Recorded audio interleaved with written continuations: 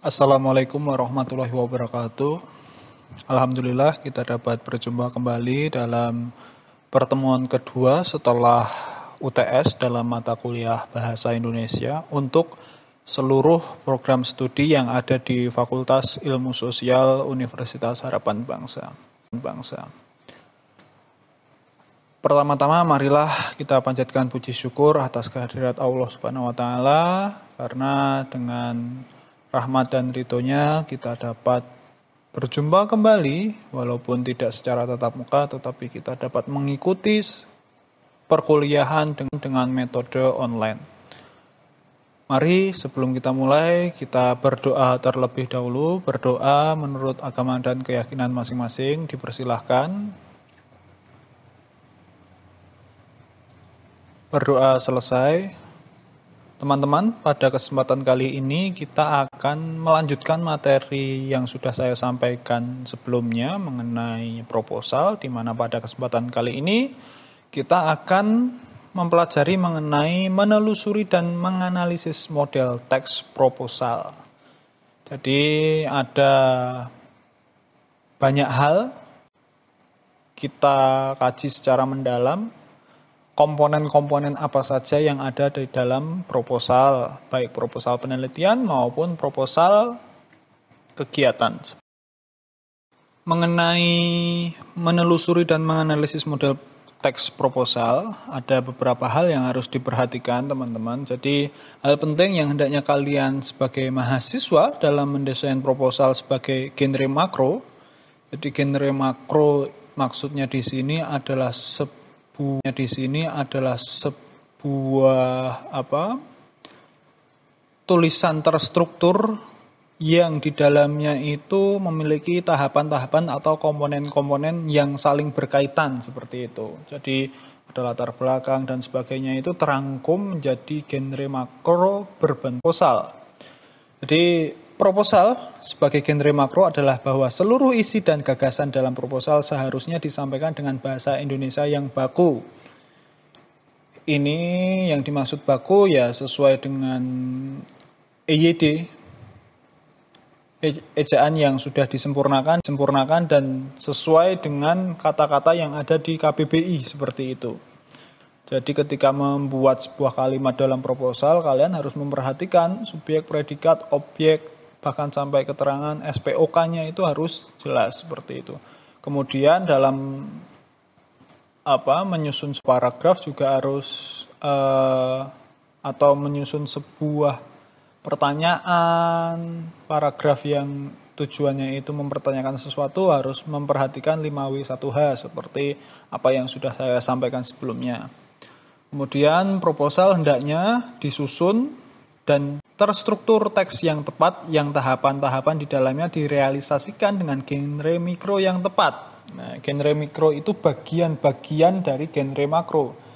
Misalnya tadi proposal merupakan genre makro, berarti bagian-bagian di dalam proposal seperti latar belakang, rumusan masalah, atau jadwal kegiatan dan sebagainya itu adalah genre mikro yang kalian susun secara tepat pula, harus nyambung antara satu dengan yang lain seperti itu.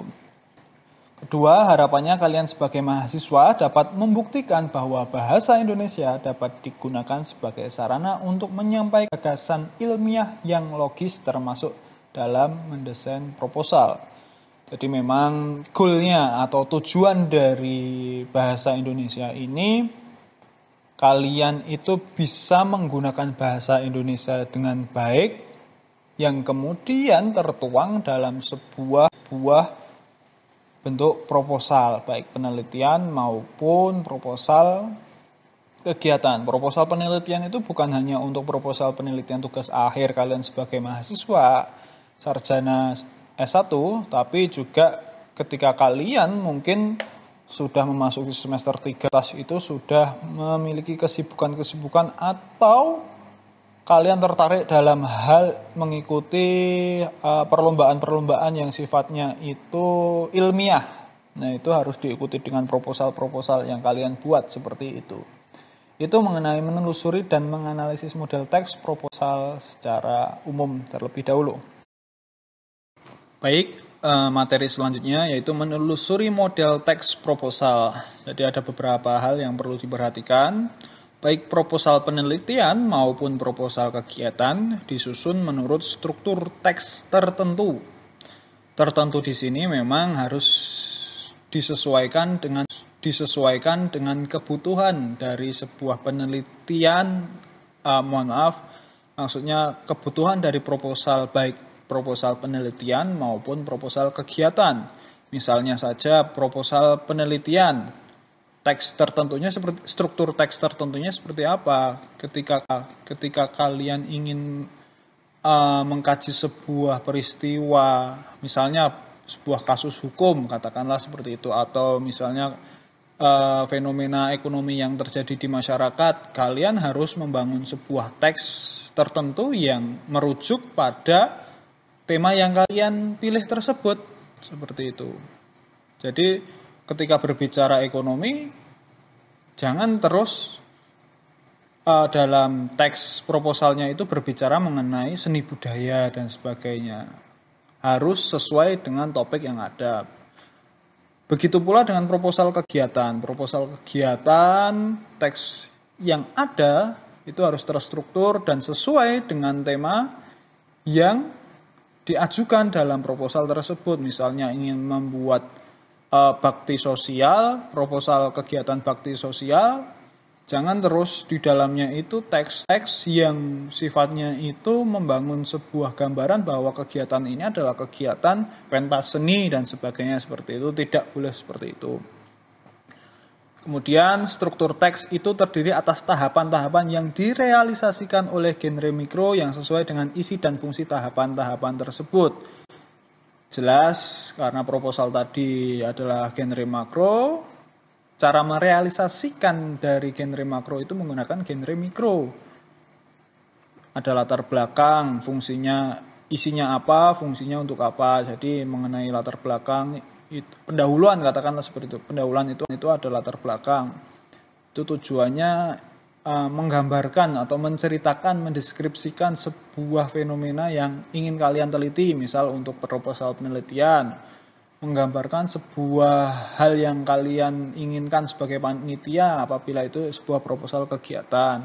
Fungsinya apa, itu jelas, latar belakang itu menggambarkan apa yang ingin kalian lakukan, yang tujuannya itu dapat dibaca dengan baik oleh si pembaca atau orang-orang yang kalian tuju. Misalnya proposal kegiatan ya kepada orang-orang yang mungkin kalian mau minta sponsorship. Kalau proposal penelitian ya kepada mungkin dosen pembimbing, atau misalnya proposal penelitian itu sifatnya untuk perlombaan ya kepada reviewer atau orang-orang yang menyeleksi proposal penelitian ilmiah.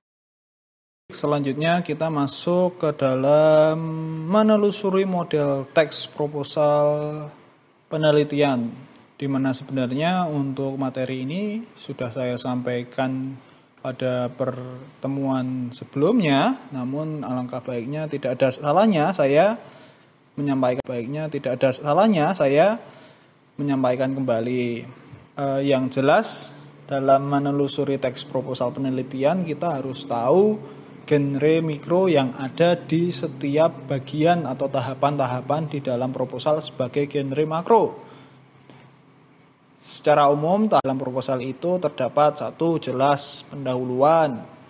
Pendahuluan itu tersusun dari latar belakang penelitian maupun masalah yang di dalamnya itu menerangkan apa masalah yang terjadi atau fenomena apa yang terjadi sehingga kalian itu tertarik untuk melakukan penelitian tersebut.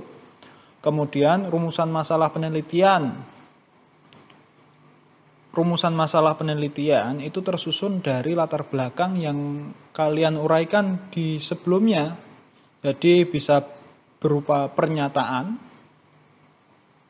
jadi kalimat atau paragraf panjang, atau beberapa kalimat tanya seperti itu. Jadi dari 5W1H biasanya itu bagaimana, mengapa, apa, dan sebagainya seperti itu. Kemudian tujuan penelitian, jelas tujuan penelitian itu untuk menjawab rumusan masalah yang ada dalam proposal penelitian kalian. Kemudian ruang lingkup penelitian.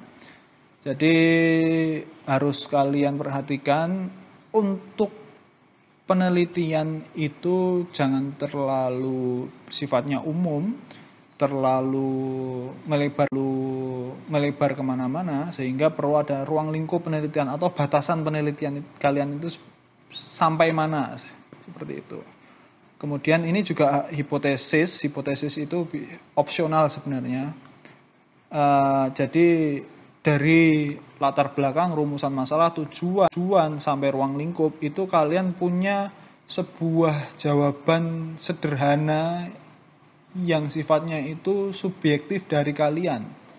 Seperti itu. Yang kemudian hipotesis itu dikaji lebih lanjut dalam penelitian yang akan kalian lanjutkan. Apakah saya seperti ini? Kalau benar, itu akan menguatkan. Jadi data-data yang kalian terima, data-data kalian peroleh, yang sudah kalian olah, itu mendukung hipotesis awal kalian.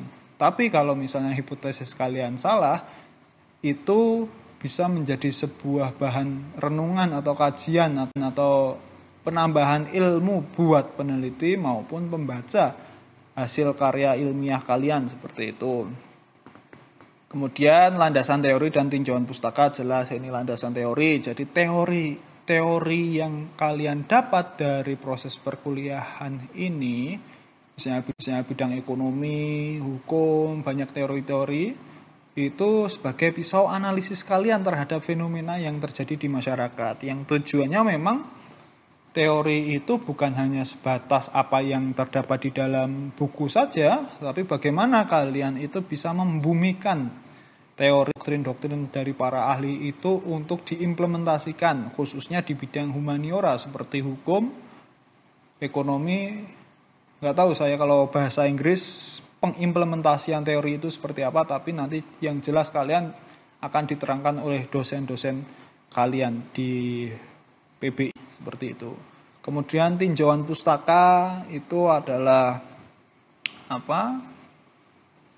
meninjau penelitian-penelitian, karya-karya ilmiah yang hampir mirip seperti yang kalian lakukan. Kemudian ini di sini ada metodologi penelitian.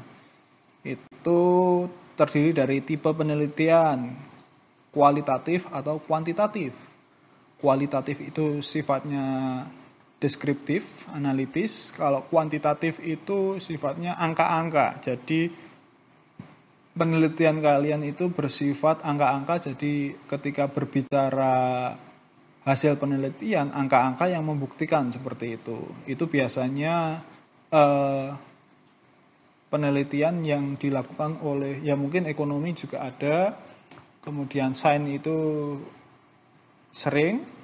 Kalau hukum itu masih jarang menggunakan penelitian kuantitatif karena hukum itu sifatnya adalah deskriptif seperti itu, jadi kualitatif. Kemudian objek dan subjek penelitian itu harus jelas, sumber data dari mana, data primer, sekunder, data tambahan, studi pustaka dan sebagainya. Yang kemudian karena ada landasan teori, ada teori-teori yang kalian kutip dalam proposal kalian, perlu adanya daftar pustaka sebagai referensi kalian mengutip teori-teori dari ahli itu dari buku atau dari mana, seperti itu. Itu menelusuri model.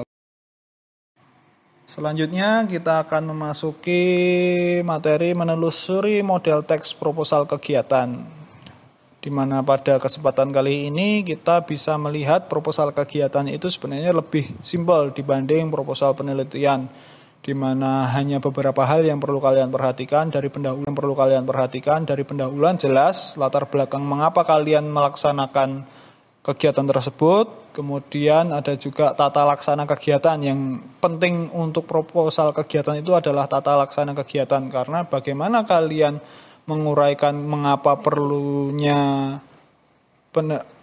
proposal kegiatan itu dilakukan, lalu bagaimana cara merealisasikan kegiatan tersebut.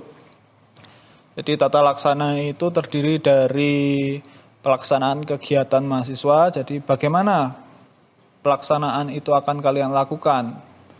dengan cara apa kalian akan melakukan, seperti itu. Jadi biasanya pelaksanaan kegiatan mahasiswa yang menjadi peserta yang sedang melakukan magang, katakanlah seperti itu, siapa saja, seperti itu. Misalnya kegiatan magang itu pesertanya siapa saja, terus tugas dan fungsi di setiap tupoksi kegiatan itu apa saja. Misalnya ketua itu tugasnya ngapain, sekretaris itu ngapain, terus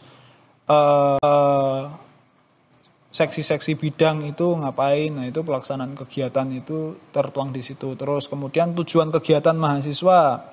Jelas ketika kalian melakukan sebuah kegiatan harus ada tujuannya. Tujuannya harus jelas seperti itu. Waktu dan tempat itu juga harus tercantum di situ. Lalu selain itu yang tidak kalah penting yang harus kalian perhatikan adalah strategi pelaksanaan kegiatan mahasiswa. Jadi ada beberapa strategi atau ketercapaian yang ingin dicapai dari kegiatan kalian itu apa saja, itu harus bisa tertuang dalam proposal penelitian.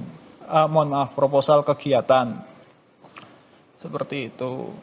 Kemudian penutup itu ya ucapan terima kasih, terus mohon dukungan dalam pelaksanaan proposal kegiatan, seperti itu. Kalian bisa searching beberapa model proposal kegiatan, kemudian kalian coba cermati, yang pada prinsipnya tidak jauh isinya dari apa yang telah saya sampaikan, seperti itu. Itu mengenai menelusuri. Baik, yang selanjutnya materi berikutnya adalah mengenai menganalisis hubungan genre pada setiap tahapan proposal. Jadi dalam proposal itu terbagi dalam beberapa genre seperti pendahuluan, landasan teori dan tinjauan pustaka, metodologi sampai landasan teori dan tinjauan pustaka, metodologi sampai pada daftar pustaka. Nah, jadi di setiap genre itu saling berhubungan satu dengan yang lain, berurutan, terstruktur, karena proposal penelitian merupakan sebuah deskripsi atau tulisan yang sifatnya itu terstruktur dalam sebuah teks akademik, seperti itu. Dimulai dari pendahuluan, jadi tahapan pendahuluan pada proposal penelitian mengandung unsur: 1. Latar belakang penelitian, 2. Masalah penelitian, 3. Tujuan penelitian, 4. Ruang lingkup penelitian, dan yang kelima adalah hipotesis. Tahap pendahuluan dengan unsur-unsurnya berfungsi untuk memberikan latar belakang pemikiran yang menentukan ke arah akan dilaksanakannya penelitian itu, menentukan pokok masalah yang akan diteliti, termasuk pentingnya masalah itu diteliti, dari menentukan tujuan yang akan dicapai melalui pendekatan metode atau teknik tertentu. Yang berikutnya yaitu mengenai landasan teori dan tinjauan pustaka. Sesuai dengan namanya, ada 2 unsur yang disampaikan pada tahapan landasan teori dan tinjauan pustaka, yaitu landasan teori dan tinjauan pustaka itu sendiri. Landasan teori berfungsi untuk menyajikan ulasan teoritis dengan memformulasikan sintesis teori yang akan digunakan sebagai dasar pemecah masalah yang diteliti, atau gampangannya ya sebagai pisau analisis yang sering saya sampaikan, seperti itu. Di pihak lain, tinjauan pustaka berfungsi untuk menyajikan ulasan penelitian yang telah dilakukan sebelumnya, yang kemudian dibandingkan dengan penelitian yang akan dilakukan. Ini baik teori maupun penelitian yang diulas diarahkan kepada pemecahan masalah yang diteliti. Sehingga setelah penelitian itu selesai dilakukan, dan hasilnya dilaporkan, diketahui apakah teori tersebut perlu dikembangkan lebih lanjut dan apakah penelitian ini dapat menutup kekurangan penelitian sebelumnya. Itu dalam proses laporan penelitian. Kemudian metodologi penelitian. Jadi metodologi penelitian ini ada beberapa unsur, yaitu tipe penelitian, pendekatan, objek, subjek penelitian, sumber data. Jadi metode penelitian ini lebih mengarah kepada teknis bagaimana pelaksanaan dari penelitian yang akan dilaksanakan. Dimulai dari latar belakang. Sebenarnya penelitian ini merupakan penelitian apa? Penelitian kualitatif atau penelitian kuantitatif, seperti itu. Begitu juga pendekatannya. Bagaimana pendekatan yang dilakukan untuk melakukan penelitian ini? Misalnya kalau di prodi hukum itu ada yang namanya pendekatan perundang-undangan. Jadi kita mengkaji sebuah fenomena masyarakat dilihat dari bagaimana ketentuan perundang-undangan itu berlaku, ya seharusnya berlaku, seperti itu. Mungkin dari ekonomi ada sendiri, dari PPI ada sendiri. Kemudian objek dan subjek penelitian ini harus jelas. Objeknya siapa? Objeknya itu apa? Seperti itu.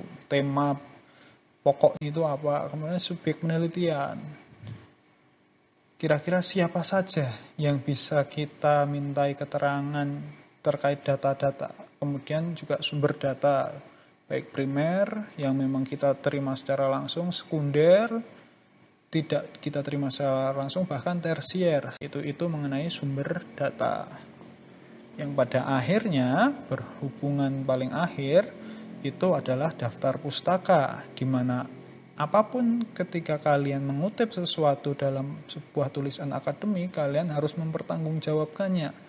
Di mana kalian mengutipnya, sumbernya harus jelas, dari buku berjudul apa, siapa pengarangnya, tahun berapa, halaman berapa, dan sebagainya. Itu harus jelas, itu tercantum dalam daftar pustaka. Itu mengenai hubungan genre pada setiap Baik, materi berikutnya yaitu menganalisis struktur teks dan hubungan genre pada proposal kegiatan. Jadi yang pertama mengenai pendahuluan. Jadi tahapan pendahuluan berisi uraian tentang latar belakang kegiatan yang akan dilaksanakan, pentingnya kegiatan itu dilaksanakan, tujuan, manfaat, dan strategi yang akan digunakan untuk menjelaskan kegiatan tersebut. Genre mikro yang digunakan adalah eksposisi dan deskripsi. Eksposisi digunakan untuk mengajukan argumen bahwa kegiatan yang direncanakan pada proposal itu penting untuk dilaksanakan.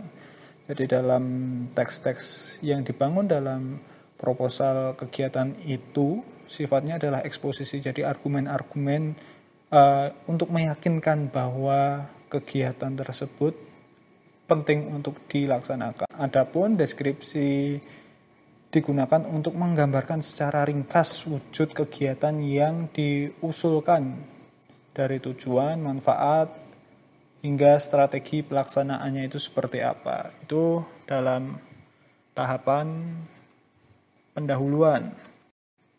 Berikutnya, tahapan tata laksana kegiatan. Jadi tahapan tata laksana kegiatan adalah tahapan yang menyajikan strategi yang akan dilakukan dalam melaksanakan kegiatan, termasuk langkah-langkah yang akan ditempuh. Misalnya, mencakup pelaksanaan kegiatan mahasiswa, tujuan kegiatan mahasiswa, waktu dan tempat kegiatan mahasiswa, serta strategi pelaksanaan kegiatan mahasiswa tersebut. Pelaksanaan waktu dan tempat kegiatan sudah cukup jelas, kesemuanya dinyatakan dengan genre mikro secara deskriptif, jadi digambarkan secara terurai, seperti itu. Dan strategi kegiatan perlu dibahas lebih lanjut, seperti itu. Tujuan disajikan dengan genre deskriptif, sedangkan strategi pelaksanaan dinyatakan dengan genre prosedur yang terdiri atas langkah-langkah yang harus ditempuh. Jadi strategi apa saja. Dari yang pertama, kegiatan ini dimulai dari ini. Itu menggunakan genre mikro secara prosedur, seperti itu. Itu untuk tata laksana kegiatan. Berikutnya adalah tahapan penutup, digunakan untuk menyajikan harapan agar setelah diusulkan proposal kegiatan itu diterima, menghasilkan sesuatu seperti yang direncanakan. Jadi genre mikro yang digunakan adalah deskripsi. Itu analisis struktur teks hubungan genre pada proposal kegiatan. Jadi setiap genre mikronya antara pendahuluan, tata laksana, dan penutup itu masing-masing. Pendahuluan itu menggunakan eksposisi dan deskripsi, tata laksana itu menggunakan deskripsi dan juga ketika sampai ke strategi nanti menggunakan prosedur, penutup menggunakan deskripsi. Itu mengenai hubungan genre. Materi berikutnya yaitu menganalisis formulasi bahasa pada proposal, manfaat proposal, dan pihak yang diberi proposal. Dari judul materi tersebut terdapat 3 variabel yaitu formulasi bahasa pada proposal, manfaat proposal, dan pihak yang diberi proposal, di mana ketiganya akan menjadi sebuah bahan kajian dari pembahasan selanjutnya ini, yaitu menganalisis formulasi bahasa dalam proposal, menganalisis manfaat penyusunan proposal, sampai menganalisis pihak yang diberi proposal. Seperti itu. Yang pertama, menganalisis formulasi bahasa dalam proposal. Jadi bahasa proposal mengandung makna keakanan. Bahasa yang demikian menggambarkan bahwa penelitian atau kegiatan yang dimaksud belum dilaksanakan tetapi direncanakan untuk dilaksanakan. Dengan demikian, proposal dibuat dengan formulasi bahasa khusus yang diantara lain ditandai makna keakanan tersebut. Misal contoh, penelitian ini akan dilakukan di lapangan dan di laboratorium. Nah, ada kata akan di situ. Kemudian logam berat yang akan dianalisis pada tumbuhan bla bla bla bla bla itu. Jadi ada objek yang akan diteliti. Sampling akan dilakukan pada 4 waktu yang berbeda. Sampling ini kan berarti juga objek. Manfaat yang akan diperoleh mahasiswa dari hasil kegiatan. Nah, ini contoh dalam proposal kegiatan. Ada kata akan juga. Jadi dari manfaat sebuah kegiatan itu mahasiswa akan seperti apa? Seperti itu. Kegiatan mahasiswa ini akan dilaksanakan dengan bagaimana itu menerangkan mengenai strategi atau prosedur dari kegiatan tersebut. Kemudian penutup, demikian proposal ini disampaikan dengan harapan akan terjalin kerjasama. Biasanya seperti itu dalam proposal kegiatan di tahap penutup. Itu mengenai menganalisis formulasi bahasa dalam penelitian. Berikutnya, menganalisis manfaat penyusunan proposal. Jadi, ada beberapa hal yang perlu diperhatikan, teman-teman. Proposal penelitian atau proposal kegiatan merupakan rancangan bahwa sebuah penelitian atau kegiatan akan dikerjakan. Jadi, baru akan rencana. Proposal dapat memandu arah yang akan dituju oleh penelitian atau kegiatan itu. Penelitian atau kegiatan mungkin saja dapat dilakukan tanpa diawali dengan proposal. Tetapi hasil penelitian atau kegiatan itu tidak dapat diukur dan arah yang dituju tidak jelas karena memang tidak terstruktur. Apa yang diinginkan itu belum terlihat karena belum ada hipotesanya seperti itu. Dengan demikian, proposal merupakan rangkaian yang tidak dapat dilepaskan dari penelitian atau kegiatan yang dirancang.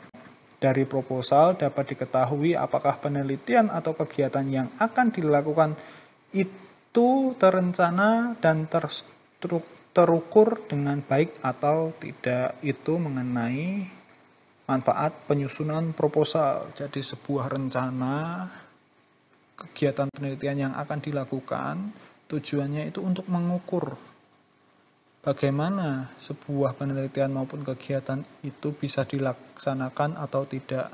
Seperti misalnya kalau di penelitian ada hipotesa, ada kajian landasan teori, tinjauan pustaka dan sebagainya. Sedangkan kalau proposal kegiatan melihat dari argumentasinya, argumentasi kalimat-kalimat eksposisi yang sifatnya argumentatif, bagaimana panitia menyusun proposal dan meyakinkan seseorang untuk bahwa kegiatan itu dapat terlaksana dan juga terlihat dari struktur atau strategi pelaksanaan kegiatan melalui prosedur-prosedur pelaksanaan seperti itu. Itu mengenai manfaat penyusunan. Baik, yang terakhir dalam materi pada kesempatan kali ini menganalisis pihak yang diberi proposal. Jadi ada dua pertanyaan yang harus kalian pahami. Jadi apakah proposal penelitian yang Anda buat hanya untuk kepentingan Anda sendiri? Anda buat hanya untuk kepentingan Anda sendiri? Misalnya agar Anda dapat segera menyelesaikan studi mungkin? Ataukah Anda juga pernah mempertanyakan bahwa proposal itu ditulis juga untuk diserahkan kepada pihak lain? Apabila Anda mengiyakan pertanyaan yang kedua, Anda pikir bahwa proposal itu relatif harus memenuhi pihak-pihak yang menerima proposal itu. Seandainya proposal itu adalah proposal penelitian yang Anda buat, proposal itu akan diserahkan paling tidak kepada dosen pembimbing Anda dan kepada program studi atau petugas administrasi untuk keperluan pengarsipan. Dengan demikian, proposal yang Anda buat harus betul-betul bagus secara akademik. Jadi tata tulisnya itu harus bagus sesuai dengan ketentuan yang ada supaya pembimbing Anda menyetujuinya. Apabila proposal penelitian itu ditujukan kepada sponsor sebagai penyandang dana, ini adalah hibah penelitian dan sebagainya seperti itu, tentu saja proposal itu harus memenuhi kriteria yang ditentukan oleh sponsor tersebut. Biasanya ada buklet hibah penelitian dan sebagainya. Pada konteks ini, pertanyaan yang dapat Anda ajukan berkenaan dengan bagaimana proposal itu dapat dibuat agar memenuhi harapan pembimbing dan sponsor sehingga proposal Anda disetujui untuk direalisasikan. Nah, itu harus kalian pahami itu bagaimana. Yang jelas memang ketika menyusun sebuah penelitian, baik penelitian studi akhir atau penelitian hibah, itu ada ketentuan-ketentuan yang harus kalian perhatikan dan kalian ikuti. Ketika kalian menulis proposal melenceng jauh dari ketentuan itu, ya jangan berharap penelitian kalian disetujui, bahkan disponsori seperti itu. Di pihak lain, mengenai proposal kegiatan, jadi proposal kegiatan untuk magang, seminar, pentas seni, dan sebagainya, sebagaimana telah saya sampaikan sebelumnya, tentu harus dibuat sesuai dengan pihak-pihak yang terkait yang akan menerima proposal itu. Pihak-pihak itu adalah misal pembimbing atau kalau ada konsultan dari lembaga yang ditempati untuk magang, seperti katakanlah seperti itu. Besok kalian semester berapa magang, itu kalian juga perlu proposal. Penyelenggara atau pelaksana yang ternyata adalah Anda sendiri dan lembaga yang akan ditempati apabila kegiatan itu sponsor, pejabat dalam artinya ini adalah pejabat kampus atau pemerintah yang siap menjadi penyandang dana dan dukungan seperti itu, tokoh masyarakat dan pemangku kepentingan yang lain. Semua pihak itu harus menjadi pertimbangan dalam membuat proposal kegiatan.